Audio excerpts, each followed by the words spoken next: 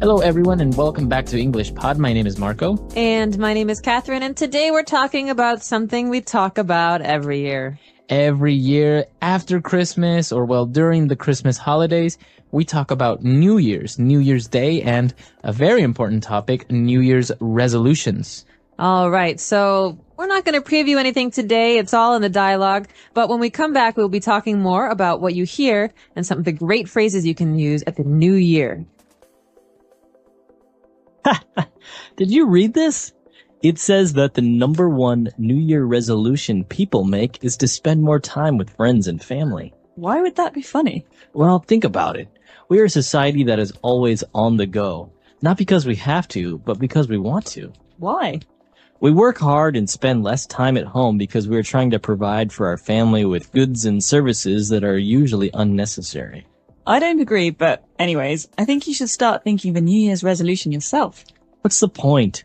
We always make New Year's resolutions, and by February, we will have forgotten about them. It's pointless. Well, maybe then you should resolve to sticking to your goals and objectives. What about you? Your gym bag is gathering dust, and you still have brand new running shoes that are yet to be jogged in. Well, I would go if you kept your promise of going to the gym with me every day. Yeah, whatever.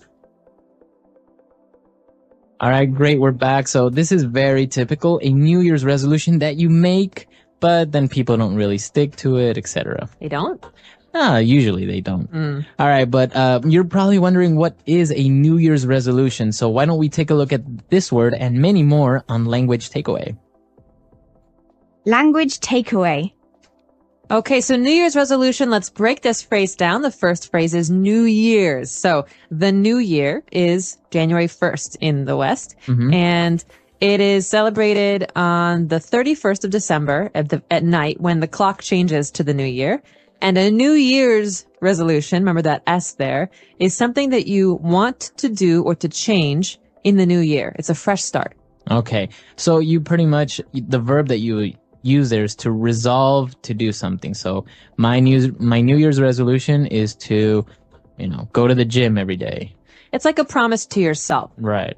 So, and this is very common, right, among Americans. They try because it's a new year, it's a fresh start, so they want to start doing something great. Exactly. We can talk about this at the end, but a lot of companies try to use this to sell Americans stupid things. So all right. We'll get there in a minute. But the two people in this dialogue are talking about the idea of spending more time with friends and family. And the other person says, well, sometimes it's hard to do that because you have to provide your family with goods and services. All right. This phrase goods and services is very common, especially in economics and sociology. So what does this mean? And they go together, right? So goods are tangible items, things that you buy, like food or, clothes, a TV, etc. Stuff. And services, of course, are other things like, for example, going to the doctor or the dentist or any other service you get. So service usually includes another person doing something for you. But you might not actually get something physical like a TV if you pay for it. Right. So goods and services, it's included in this phrase, always goods and services. Very good. And well, moving on, as we mentioned with the New Year's resolution, we had that verb there, to resolve. So what does it mean if I want to resolve? Okay, well, to resolve, as we said, is to decide or to promise yourself to do something. So it's a decision that you don't want to change your mind about. For example, this year, I've resolved to quit smoking. That means I've made a decision for myself and I'm going to do it. Okay, very good. It's very strong. And not to be confused with to solve, right? It has no real relation there, right? No, resolve to do something is to have a strong passion or interest in doing something for yourself or changing an action. Very good. And well, our last word for language takeaway is brand new. Something that's brand new. Brand new. So buy a brand new car. Come down to Captain's Car Lot. So brand new is something we hear a lot in marketing. It's also something that these words just go together very often. And something is new, okay, you just bought it or it just came out. But something that's brand new is really fresh, really new. So brand new, a brand new car, a brand new watch, etc. A brand new movie. a brand new movie, or brand new cereal. Have you ever tried it? Very good. So, great phrases there. Very good. So great words there. Why don't we listen to the dialogue again? And we'll be back with 3 phrases. Did you read this? It says that the number 1 New Year resolution people make is to spend more time with friends and family. Why would that be funny? Well, think about it. We are a society that is always on the go. Not because we have to, but because we want to. Why? We work hard and spend less time at home because we are trying to provide for our family with goods and services that are usually unnecessary. I don't agree, but anyways, I think you should start thinking of a New Year's resolution yourself. What's the point? We always make New Year's resolutions, and by February, we will have forgotten about them. It's pointless. Well, maybe then you should resolve to sticking to your goals and objectives. What about you? Your gym bag is gathering dust, and you still have brand new running shoes that are yet to be jogged in. Well, I would go if you kept your promise of going to the gym with me every day. Yeah, whatever. All right, we're back. So now let's take a look at these 3 phrases on Fluency Builder. Fluency Builder. Okay, this first phrase is very common at gas stations and food, like fast food chains. We say on the go. All right. So he mentioned that we are a society that is always on the go. It means we're always moving. Exactly. So you're always going to work, going home from work, going to the store, going to the school to get the kids, always moving. So that kind of action, that kind of life is on the go. Okay. You can also say eat on the go. That means I eat while I'm going somewhere, while I'm doing something. I don't sit down. Okay. So on the go. And well, talking about New Year's resolution, and we said that, well, many people resolve to do something, but they don't really do it. And we have a phrase that is used here, to stick to something. Stick to your resolution. To stick to it. So you think of tape or glue, these things that help things stick together. Okay. So in that sense, it's kind of, it's a way for you to describe continuing to do something or not stopping, not quitting, not ending it. And so I could say, remember how I said I wanted to quit smoking? Well, I'm really going to stick to this resolution because I think it's important. That means I'm not going to give up. Right. Very good. So you're going to stay with it. You're not going to give up. All right. So stick to something, like, for example, our English learners, they'll stick to learning English. And we could say as words of encouragement, hey, stick to it. Stick to it. Don't give up. With it. Don't give up. All right. And, well, finally, they were more arguing about the gym membership and everything. And he mentioned that the gym bag is gathering dust. All right. This is a very nice phrase, I think, because it's very visual. I like phrases where you can see what's happening. So gathering means collecting. That means, that the dust in the air, it's building on this bag. And something is gathering dust if we don't use it. So we haven't gone to the gym because our bag is in the corner and it's just filled with dust. Exactly. We could also say this about the computer. Why should I buy you a new computer, Marco, if you never use the old one? That's just sitting in the house gathering dust. Very good. Okay. So it's another way of saying you never use it, you never do it, etc. Exactly. For an object, though, you can't say you are gathering dust. No, well, that'd be a little weird. You might be dead or something. All right. Great phrases. So why don't we listen to this dialogue one last time? Did you read this? It says that the number 1 New Year resolution people make is to spend more time with friends and family. Why would that be funny? Well, think about it. We are a society that is always on the go. Not because we have to, but because we want to. Why? We work hard and spend less time at home because we are trying to provide for our family with goods and services that are usually unnecessary. I don't agree, but anyways, I think you should start thinking of a New Year's resolution yourself. What's the point? We always make New Year's resolutions, and by February, we will have forgotten about them. It's pointless. Well, maybe then you should resolve to sticking to your goals and objectives. What about you? Your gym bag is gathering dust, and you still have brand new running shoes that are yet to be jogged in. Well, I would go if you kept your promise of going to the gym with me every day. Yeah, whatever.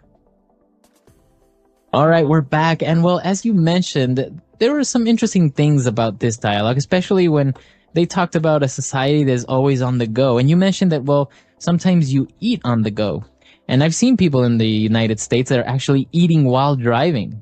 I'm guilty of doing that. Really? Yeah. have no time to actually sit down for like 15 minutes and eat.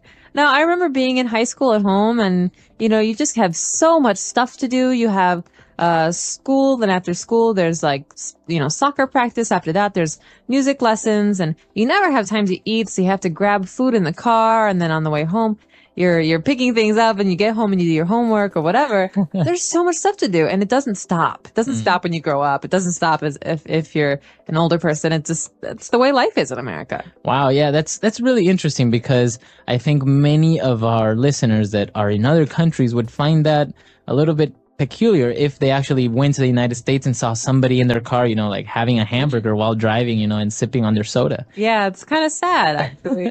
Well, that's the thing. You don't have much time. But actually, this is based on true events, kind of, on the fact that many Americans do want to spend more time at home with their friends, with their family, because, as you say, you're always so busy.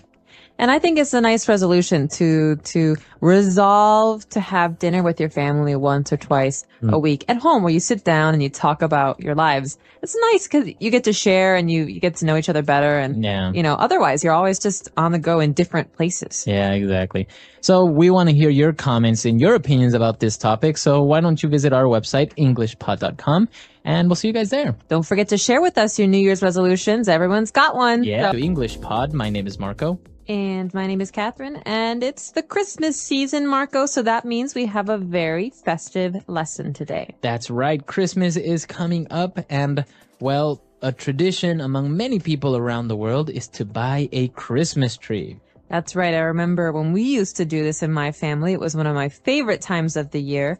So we're going to explore this in today's lesson. After we listen to the dialogue, we'll be back to talk about some of these interesting words and phrases. Back, and as we mentioned, well, the entire dialogue is about a Christmas tree. So why don't you explain what a Christmas tree is? Because many people maybe don't even do or buy Christmas trees. Okay, well, a Christmas tree is usually a green tree that we cut down and we put in the house. Okay, so it's not a real tree with roots in the ground, but sometimes it comes from a real tree outside.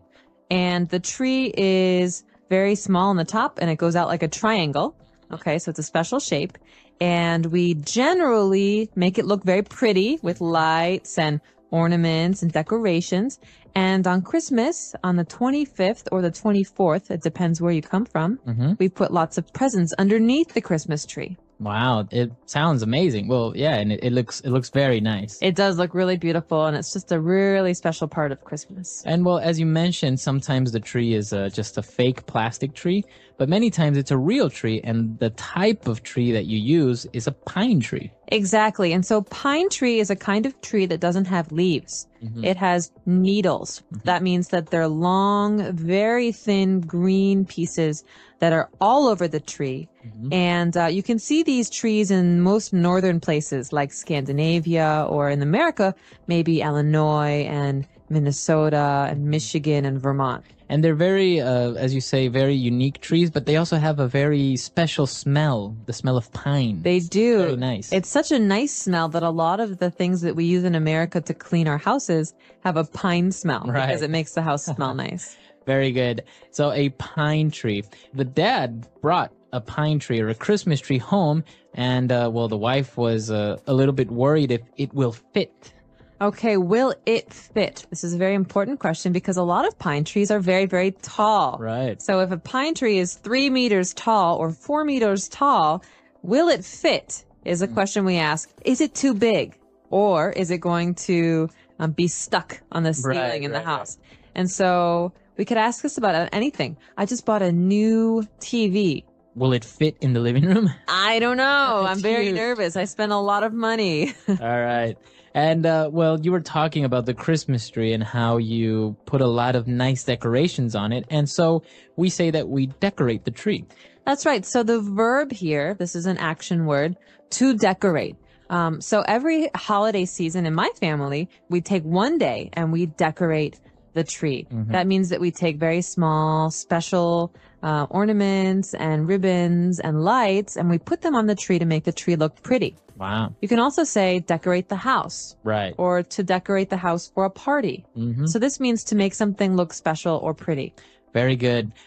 We've taken a look at very specific words related to, Christmas trees and decorating it. So why don't we listen to the dialogue again, and we'll be back to continue with some more language takeaway. I'm home. Everyone come here. I bought a Christmas tree. Look at this beautiful pine tree. Wow, it's huge. Are you sure it will fit in the living room? Awesome. I'll go get the Christmas lights. Of course it will. Help me put it in the living room.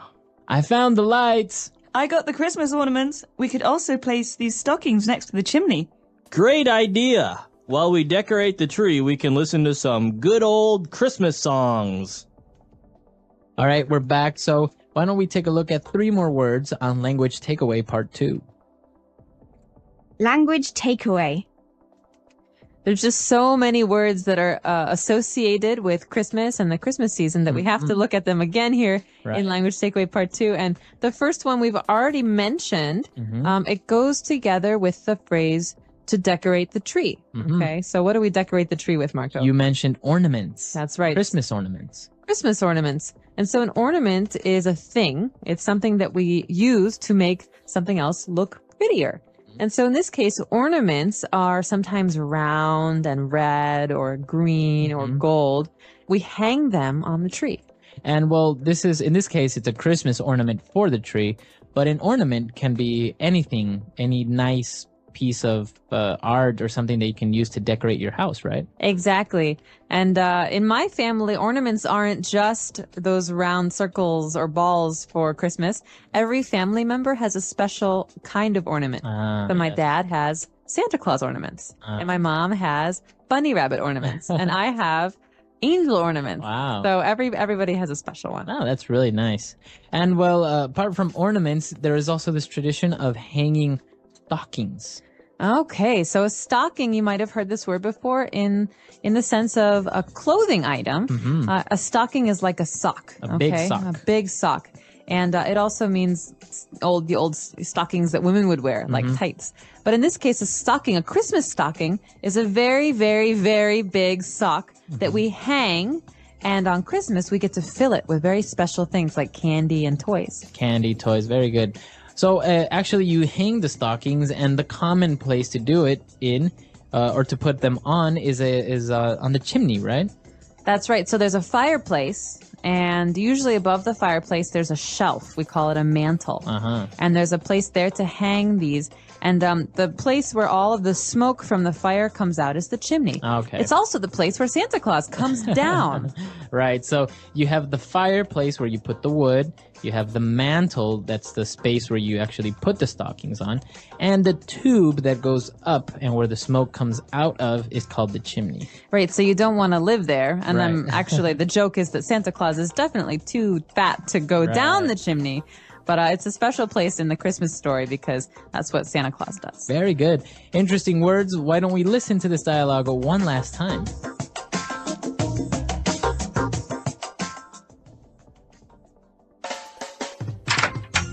I'm home. Everyone come here. I bought a Christmas tree. Look at this beautiful pine tree. Wow, it's huge. Are you sure it will fit in the living room? Awesome. I'll go get the Christmas lights. Of course it will. Help me put it in the living room. I found the lights. I got the Christmas ornaments. We could also place these stockings next to the chimney. Great idea. While we decorate the tree, we can listen to some good old Christmas songs.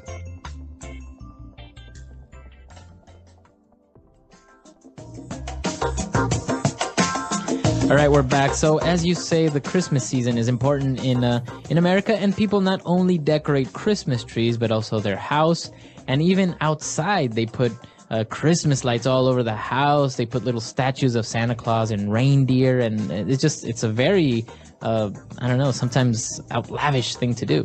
It is. It's almost funny how much people like to spend on not just time, but also money on decorating their houses. And so where I come from, people decorate the outsides a lot. You have Christmas lights on all parts of the house, and then maybe, all of the reindeer in the front yard, all whatever. And are there like 12 of them or 9 of them? I don't remember. It's 12. But actually, it was nice because when I lived there, with my parents, we would go out and tour around the neighborhood just to see other people's Christmas lights and decorations, because, as we say, some of them can be very, very nice, and they take a lot of time and effort into decorating it. They do. It's really special. And at my house, we generally just decorated the inside, but sometimes we did lights on the outside. And there's some very funny movies that talk about this, like National Lampoon's Christmas Vacation. Right. And so there's some really funny scenes about putting Christmas lights on the house.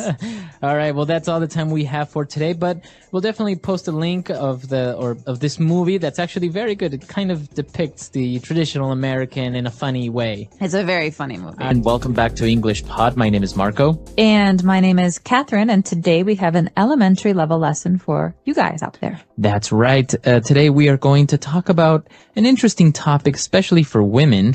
We are going to the nail salon. Okay, so we're going to get our fingernails painted. All right, so let's take a look at vocabulary preview to find out what nail salon means. Vocabulary preview. All right, so if you go to a nail salon, it's a specific place where they paint your nails, right? Exactly. So it's a shop or a store where you can have your nails painted. So they have special people to help you. If you want to go get your hair cut, you would go to the hair salon. Exactly. So we have hair salon and nail salon. In this case, at the nail salon, they can't cut your hair. Okay, very good. So why don't we listen to our dialogue for the first time? Honey, I'll be right back. Where are you going? I told you already. I'm going to get my nails done. Again? You just went last week. You spend more time at the nail salon than you do here at home. Honestly, why do you need a manicure every week? Well, first of all, I like to pamper myself, and my nails look great. You should come with me. Why? I don't want to have nail polish or anything like that. They don't only paint my nails. The manicurist will remove my cuticles, file my nails, and apply at least 4 coats of nail polish. Yeah, sounds like something I should definitely do. All right, we're back. So now we found some very interesting and specific words related to nails. So why don't we look at those now on Language Takeaway? Language takeaway. All right. So this first word is an important word for every woman to know. And I know a lot of men who get this too. It's called a manicure. All right, manicure. And what exactly is a manicure? Well, a manicure is a service that you get at a nail salon. And that means that the people at the nail salon will cut your nails and shape your nails. That means if you want them to be pointy or boxy, and then you get them painted and dried. Okay, so they basically take care of your nails, of your fingernails, a manicure. Exactly. And so the important thing to remember here that a manicure is for your hands. Right, so you can also get your toenails or your feet taken care of, right? Exactly. So that's different. That's a pedicure because pedi means foot. So pedicure is for your feet and a manicure is for your hands. All right, very good. And well, we talked about painting your nails, and that paint has a specific name, right? Exactly. So you wouldn't use wall paint on your fingers, would you? Right. So you have to use a special paint, and this is called nail polish. Nail polish, okay. So a polish is something that makes a surface or a thing shiny. Okay, so nail polish is a paint that makes your nails very shiny. All right, very good. And well, moving on, we talked about a manicure, and there's a specific word for the person that provides this service, that takes care of your nails. Okay, so the job at a nail salon is manicurist. That's the person who paints your nails, okay? All right. And so you could say, I have a favorite manicurist. Her name is Sally. Okay, very good. And well, manicurists, they perform a manicure. And well, apart from painting your nails, they also push your cuticles or remove your cuticles, like in the dialogue. What are the cuticles? Okay, cuticle is a very hard word. This word describes the skin around your fingernail. Okay, so you have skin all over your body, but on your fingernail, you have special kind of skin. And so a manicurist will sometimes push or cut the dead skin, that's the cuticle, from your finger. Okay, very good. So if you look at your fingernails now, you will see a little thin layer of skin on your fingernail. That's the cuticle. And well, apart from removing your cuticles and painting your nails, they will also file your nails. And this is a verb, to file. To file. Okay, so this is a word that's kind of like cut or trim, but a file is a more delicate process. So it means that we kind of shave off very, very, very little at a time. And so to file your nails means to make them shaped differently or to smooth them. They're not cutting, clip, clip, clip. It's not that. It's a little bit less than that. And now there's also a noun for this, a nail file.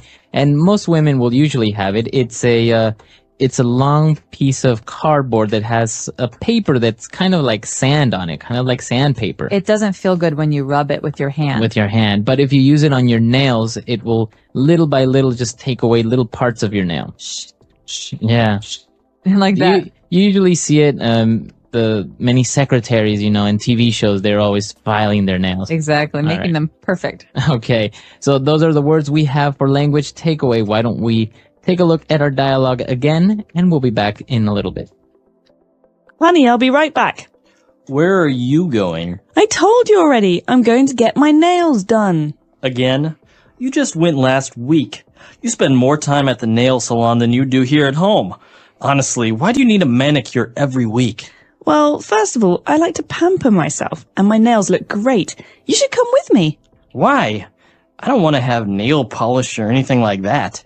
They don't only paint my nails. The manicurist will remove my cuticles, file my nails, and apply at least 4 coats of nail polish. Yeah, sounds like something I should definitely do. All right, we're back. So now why don't we start with some phrases, some very good phrases that we found in this dialogue in Fluency Builder. Fluency Builder.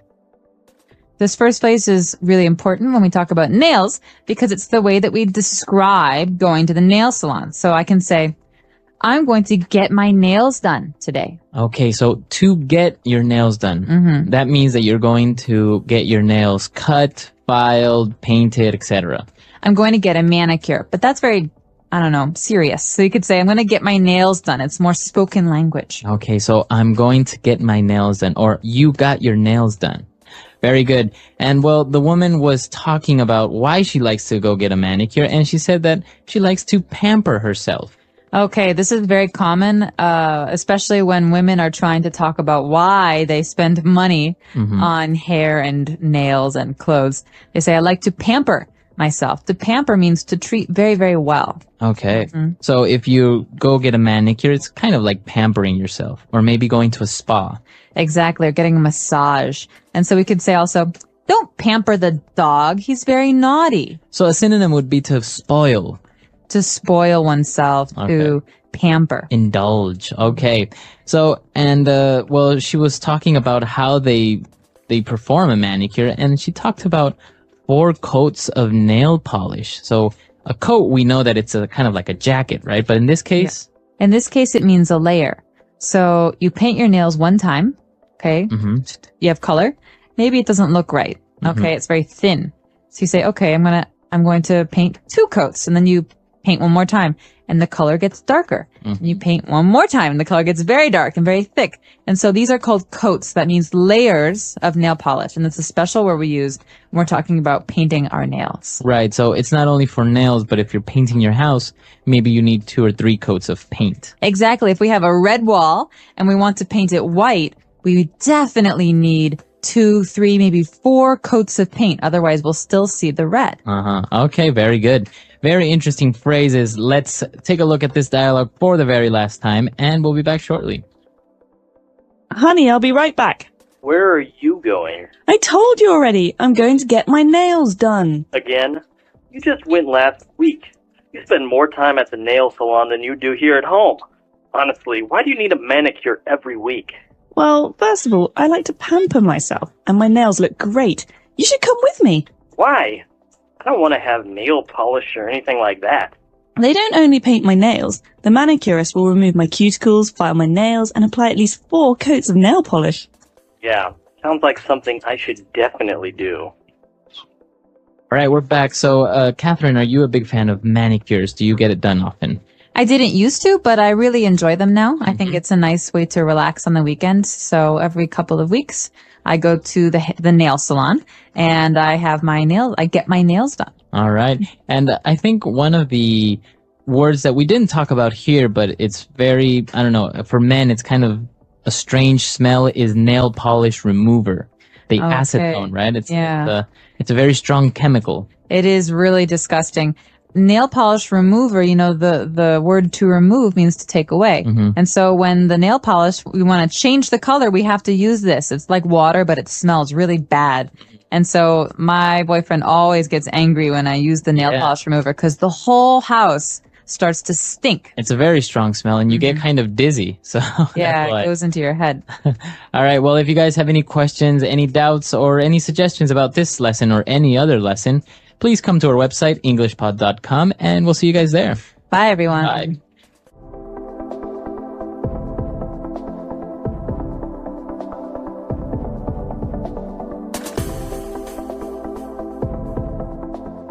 Name is Marco. I'm Amira. Amira and I are here today with an interesting lesson about a hotel situation. Amira, why don't you give us a little bit more information? Well, the situation is taking place in a hotel, and someone is checking in and is obtaining an upgrade. An upgrade. Okay, that's an interesting word. Why don't we listen to the dialogue and then we'll come back and explain all this vocabulary.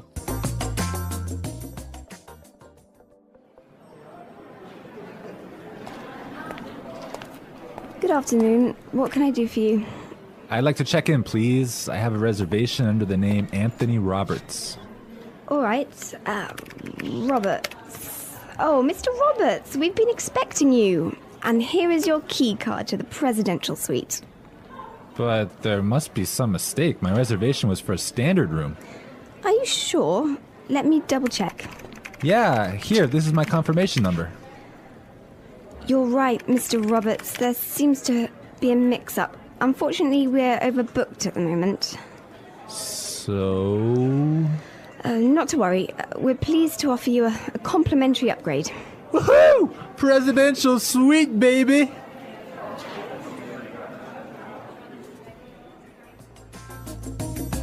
Okay, everyone. That is nice, huh? Yeah, the guy is really excited that he's gonna get the presidential suite. Yes, there's some interesting phrases and vocabulary items here, and I know, Marco, you want to talk about some of them. Right. The first one, and this is really useful for all of our listeners who travel a lot. This phrase will come in handy, and it is, I have a reservation under the name.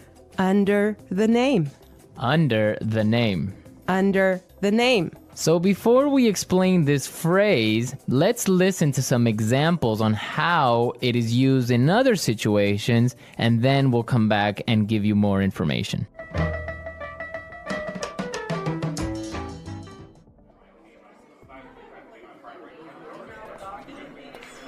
My secretary made a reservation under my name.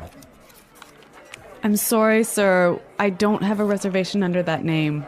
Do you have a reservation under the name Smith?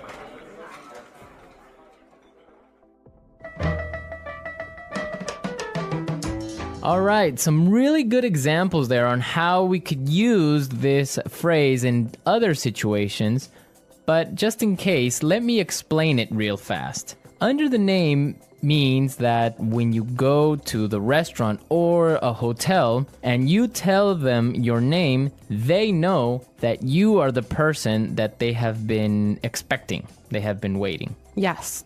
Well, I have chosen another useful phrase for you, and it is mix up. Mix up. Mix up. Mix up. There seems to be a mix up. Before we talk about this phrase, let's listen to some examples of how it is used.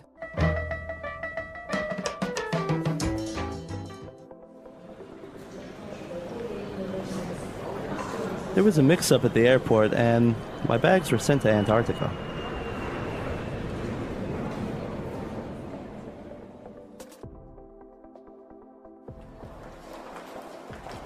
I'm sorry, sir. There's been a terrible mix-up. We've given you the wrong baby.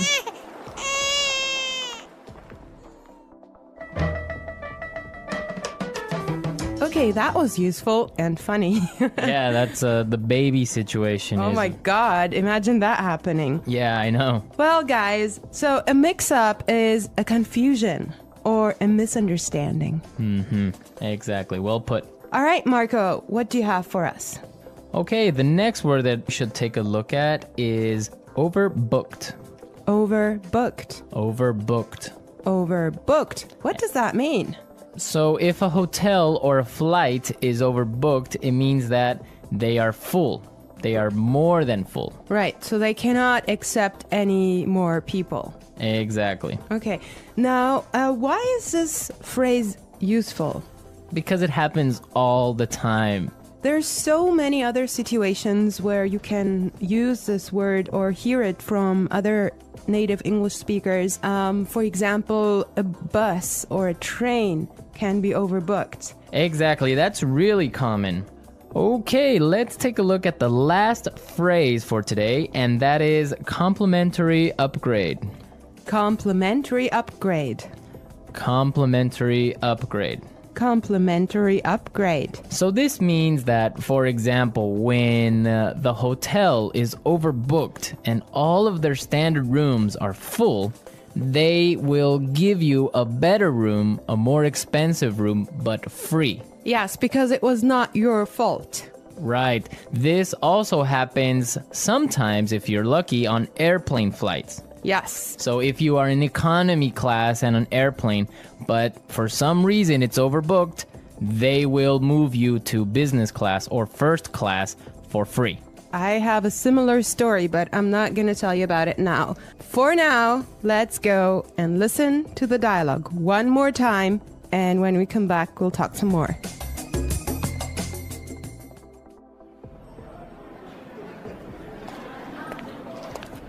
Good afternoon. What can I do for you? I'd like to check in, please. I have a reservation under the name Anthony Roberts. All right. Roberts. Oh, Mr. Roberts, we've been expecting you. And here is your key card to the presidential suite. But there must be some mistake. My reservation was for a standard room. Are you sure? Let me double check. Yeah, here, this is my confirmation number. You're right, Mr. Roberts. There seems to be a mix-up. Unfortunately, we're overbooked at the moment. So... Not to worry. We're pleased to offer you a complimentary upgrade.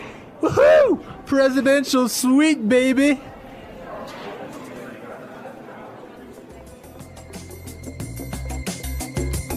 I love listening to this dialogue. It's just so nice to see that someone is enjoying his upgrade so much, huh? Yeah, especially since he was expecting just a really normal room and now he's gonna be treated like a king. So Marco, have you ever gotten a complimentary upgrade?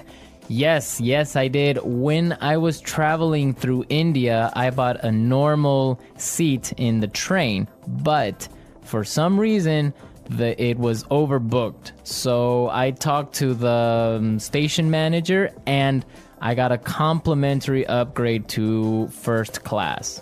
I had a similar experience as well.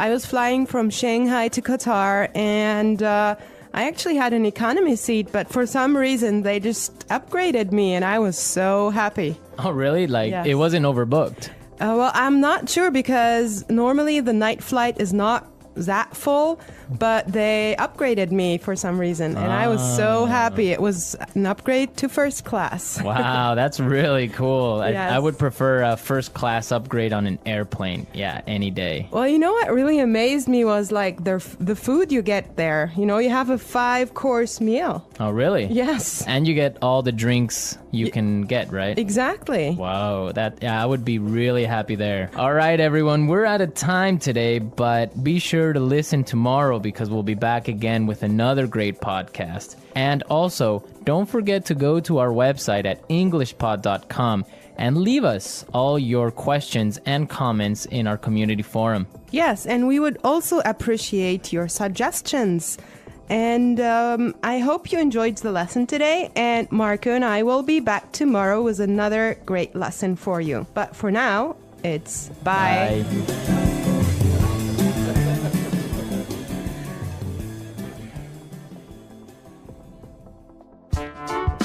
The English Pod Audio Review. Listen to the meaning, then say the vocabulary word. Check in. Under the name. Reservation. Confirmation. Mix up. Complimentary upgrade. Overbooked. Check out. Booking. Concierge. Deluxe room. Receipt. Let's try that faster. Booking. Mix up. Under the name. Reservation. Deluxe room. Overbooked. Check out. Receipt. Complimentary upgrade. Concierge. Check in. Confirmation. Now say the word and hear it in a sentence. Under the name. Under the name. Under the name. Confirmation. Confirmation. Confirmation. Mix up. Mix up. Mix up.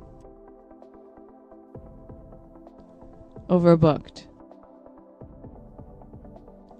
Overbooked. Overbooked.